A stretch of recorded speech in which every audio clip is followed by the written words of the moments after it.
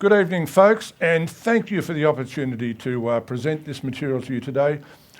The material I present is laughingly simple, and I think most things are simple if we cut to the quick and get to the right question. And I was inspired to think about this sort of thing one day when I was sitting having a cup of tea on my front lawn, and my dog was sitting beside me, which is a pretty common thing, and we all love our dog. Hands up those of us who have a dog. Maybe 10%. Hands up, and these questions are not related, hands up those who have a wife. Thank you. Or a husband. Oh yes, we're getting there. Excellent. I'm going to teach you one of the most valuable lessons I learned in life, which I learned from my dog, who was sitting on the ground beside me while I was gently having a drink. I was sitting there and my wife drove into the driveway and into the carport. And I'm sitting there drinking my tea, and I'll ask you, what was the dog doing? The dog was standing at the wife's car's door wagging its tail, am I right? What was the dog saying? Whoa, I'm so glad to see you, aren't I? What was I doing, folks? I was sitting there drinking my cup of tea. And I thought to myself, what can I learn from this dog? So I've written a number of books, and the dedication in my last book says it all. And this is the takeaway. And I usually finish my conferences with this, but John and I discussed this, and we wanted to bring it out first. The dedication in the book. I dedicate this book to my recently departed dog, Wally. Perhaps a strange dedication, but to be loved, figuratively, wag your tail and show great joy whenever you see a loved one. This is one of life's great secrets. Now I ask you, when your husband or your spouse or your partner gets home, we know the dog's there going, hello, I'm glad to see you, correct? Are you doing that? Probably not. With the dog, yeah, right. So folks, I have learnt this great lesson in life from watching my dog. And I thought to myself, wow, the power of observation. And this started me on the journey of what I call opportunity. What is an opportunity? I'm going to show you tonight, in this few minutes, how to swim, how to hit a golf ball, how to use a shovel, and how to build a business, all by using this comparison tool. And then I'll show you how you build that into a matrix thinking tool that can transcend all sorts of marketing applications. For example, I learned by watching my dog, I could learn something. And I thought, I compared myself with somebody and I learned something. I thought, what else can I learn? I'll ask a question. Are there any good swimmers in this room? Yes, yes, excellent. There's always good swimmers. When my daughter was 9 years old, she was about that high and she was about that diameter. You know what little girls are like? About this high and about, 6 inches in diameter. She could swim 5,000 metres, and so could all her friends. And I thought to myself, this is ridiculous. She has no hardware that I can see, no muscles at all. And I'm thinking, how does this work? I've got hardware. I can barely swim 50 metres. And I thought to myself, I should compare myself with my daughter.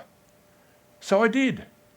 Now, when I learned to swim, well, I didn't learn to swim. Like most people of my vintage, someone threw me in the water or in a creek when I was a young kid, and you think I'm going to drown, or you flap your arms and, well, the bank's going past, I guess this is swimming. No. I watched my daughter. I went and watched my daughter how she swam. And tell me if I'm wrong. When I jumped in the water and learned to swim, I was doing that. Wrong. If you want to swim, folks, use the big muscles in your back. You swim with your back. Am I right? Correct. Now, guess what? No one taught me that. As soon as I realised this tool of comparison, I started to make some great breakthroughs in thinking. If somebody can do something you can't do, almost without exception, the difference will be software, not hardware. Software, unless you're a superhuman like Adam Scott or Tiger Woods or Richard Branson or Albert Einstein, these people are not normal. We are normal people. Well, they're not. These are super people. Don Bradman. We are in the normal distribution centre. So I started to think the only difference between us is software. So if you want to learn how to do something, let's observe. And so I came up with this matrix thinking tool, and I defined the word opportunity. Now, the dictionary would define the word opportunity something like, opportunity is a fortunate intersection of events. Sorry, folks, if I'm in business, I don't want to be lucky. Have you ever seen an annual report that says, with a bit of luck, business will turn around? Sorry, I don't invest in luck. I go to church for a bit of that. If you don't invest in shares to get lucky. You want people doing the task for you. So I've redefined the word opportunity. Opportunity we define as an observed, fortunate set of circumstances. Learn to observe. And I do lots of lectures in lots of universities, and at lunchtimes I get the students. I say, I want you to go out, you've got an hour, come back with a business opportunity. Most of them do, because they learn to observe. Now here's another example of how I've used this in real life practice. I can give you many, many of these. Some years ago, when my kids were at primary school, we had a school working bee where mums and dads all went up to the school, and we had a machine, dug two big trenches in the footy oval, and there was dirt piled beside them. We put pipes in them. And my friend who was managing the day gave me a shovel. And he said, Roger, fill in one of these holes. They're only 50 metres long. He said, I'll fill in the other one. And I said, his name was Rob. I said, no worries, Rob. Done. So I got a shovel and I started filling in this hole. I'd gone 10 metres and I was ready to expire. I thought, this is not possible. Guess where my mate Rob was? He was over at the barbecue talking to the girls, drinking beer, eating hamburgers. And I thought to myself, should I compare myself with him? I've got to do this job. So I waited, and I thought, wait till he comes back and starts doing this job. Well, he did. He finally came back, and he picked up his shovel, and he filled in his hole, 50 metres long, whilst he was talking to me, without breaking stride. Now, he's not built any differently from I. He simply knew how to do it. I went and watched him. I said, I've got to compare myself with him. The only difference is software. Now, anyone who's skilled in the art of using a shovel may know this. I see council workers who aren't, and I feel like going to stop and give them a lesson. You don't use a shovel with your arms, folks. We were trying to fill a hole in with dirt. You know how you use a shovel? I bet some people here know. You put it on your knees. This guy had his shovel on his knees, and he was bending his knees like this. Every time he bent his knees, the shovel went forward. I could bend myself off the stage here. And he just filled the whole trench in. I thought, this is incredible. I went back to my hole and I did the same thing. Once again, I'd learnt by comparison. There's another example I can give you of this, an industrial example. Some years ago, it was observed that people loading containers in ships took a long time to do it. They would pick up a container, the crane would move across and it would rock in the breeze and then drop down into the ship. And then they'd go back and pick up another container, rock in the breeze and drop into the ship. And that's the way they loaded ships. And then some fellow said, hey, look, Harry over there, he can load a ship in half the time. What's he, some Superman? Let's go and look what he does. Do you know the difference? Harry had learned to slow his crane down so that the container didn't rock in the breeze and have to wait for it to stop. He just did straight down. Once that observation was made, software was written so that all the cranes could behave in the same manner. Productivity doubled. And of course the wharfies went on strike, but that's another story. There is another example. Now, I wonder if people do this in their businesses. I'm sure you do in part manner.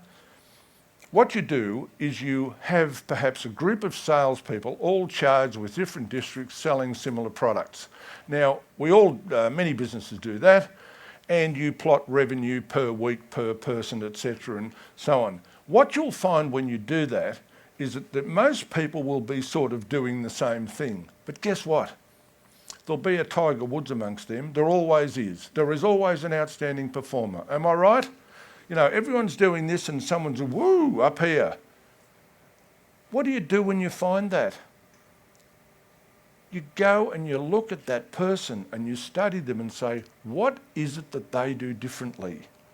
It's software, folks. It's not hardware. We need to learn by comparison. As I said, the greatest lesson I learned that tipped me onto this was, in fact, when I saw my dog wagging its tail when my wife came home. And my wife came home. Let's get it right. And I've now taught my wife to do the same, and she does the same for me, and it's wonderful. And I've shown my kids who are grown up, one is now married, I've said the same thing. Wag your tail when you see your loved one, folks. So important. Now, I said I'd show you how to golf ball. Another thing that tipped me onto this was how you play golf. Have you ever noticed that some of these small golfers, quite small, I mean, I'm trying to think, Peter Thompson, a small man, would play golf and hit the ball magnificently. And if anyone has observed how someone hits a golf ball, most people who don't know how to play golf pick up a club and they swing it, right? Is that how you hit a golf ball? Wrong. You know how you hit a golf ball? With your body. Hit it with your behind. That's how you hit a golf ball. You only got to watch what someone does. Compare yourself. I had an experience in Singapore quite recently, and I have to say, since I've observed that, I now hit a golf ball like that. And since I've observed this sort of thing, I apply it everywhere. I was in Singapore recently, and I was at a university, and there were a whole group of students standing around the quadrangle, and they had one of those doodads where you hit the hammer and it go ding and rings a bell, you know that? Well, Singaporeans are not small these days. Singapore people are sort of the size of Australian pretty well. There were a whole group of students sitting there going crash, crash, crash, and I promise you, the gong, they weren't even getting a tenth of the way up to the gong. And I was walking past this with a group of people and I said, I think I can do that. And they said, really? I said, I think I can. And they said, have you ever done it before? I said, no, I haven't. But I've learned how to use my body. I've learned how to use my body by watching people who use their body properly. I promise you, first time I got nearly to the gong, second time nearly, third time nearly blew it off the top. The difference, I wasn't standing there going crash, I was hitting with my back. It's all in the way we do things. Now, based on all this, I came up with the 5 attributes that I look for if I'm going to find a business opportunity. I'll give you a couple of examples of how I've done this.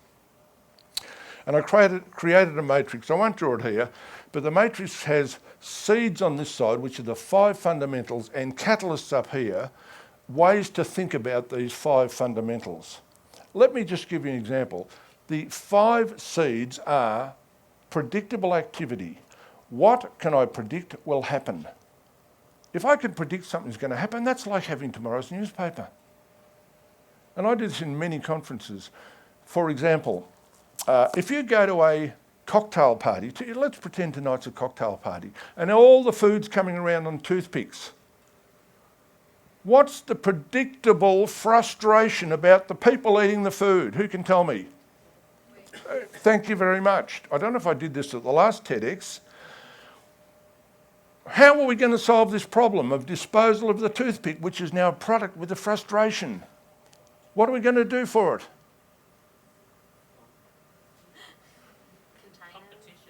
If you had a look at my other matrix, which is product development, you would come up with a new material to make it from, which would make it edible. You've just invented the edible toothpick, sir. Took you 2 seconds. You could patent that tomorrow.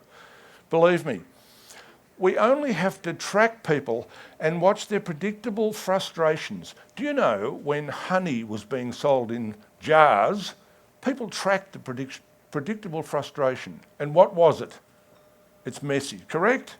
So what did they do? What happened to sales of honey, folks? Double. Simply by observing the predictable frustration. Another one of these is called widespreadness. The biggest problem with inventors is they see a problem and they solve it for one person themselves. And I have to say, this blows me away. I saw this advertised the other day in the newspaper. 20 years ago, a fellow invented a paint roller, a little paint roller for putting suntan lotion on your back. I mean, what a ridiculous idea. He had a market for one himself. He didn't have a girlfriend. So I couldn't believe this. This is not a widespread, predictable problem. We don't have a problem putting suntan lotion on our back by and large. It's not a predictable problem. I saw recently the other day a fellow written up in The Sun. He's just come out with another one to do exactly the same thing. We should send him the RSVP address perhaps or something, I don't know. Anyway, that's another way you do it. The third one is repetition. What's repetitious? When something's repetitious, there's two ways to take advantage of that as an opportunity. One, remove the repetition by automation, but two, take advantage of it. There are many times you cannot remove repetition. For example, in Australia we collect the garbage every week from our house, correct? In Singapore, every day. In Mumbai, every day. We cannot remove that repetition. It's predictable, it's widespread, it's repetitious. So let's turn that knowledge of that activity into an advantage. So what they're doing now in some places is they're actually putting video cameras on the front of these trucks. They capture the streetscape every day. And if there's a car accident and someone says, oh, I couldn't see the stop line and the traffic light, there was trees hanging over it, they can wind the film back and say, no, it wasn't, or yes, it was. That film can be worth $1 million. A garbage truck costs $600,000, the camera's $1,000, the film can be worth $1 million. Take advantage of repetition. And I can give you an example where I've done this in many, many cases, in widespread. I did some work with some banks. Have a think about this. You'll be astonished at how quickly you can do these calculations. How many staples are used in Australia every day? I can tell you now, if I gave you 2 minutes, you'd all come up with an answer roughly the same. There's about 22,000 tonnes. How can we get rid of those staples? Have a look how they're used. Stapling credit cards to invoices in purchases. There's millions of them per annum. How do we get rid of all that? Don't have credit card receipts, don't have invoices, put it all in the cloud, no paper needed, no staples needed, and guess what? When you go to make a warranty claim, the stuff's in the cloud and there's no argument about when you purchased it. There's a whole paradigm of thinking about opportunity, and this all came from understanding and looking at what my dog did. I compared myself with my dog, had one of the greatest insights of my life. And folks, if there's one takeaway from this message and my talk tonight, please, when you get home tonight, wag your tail. Thank you very much.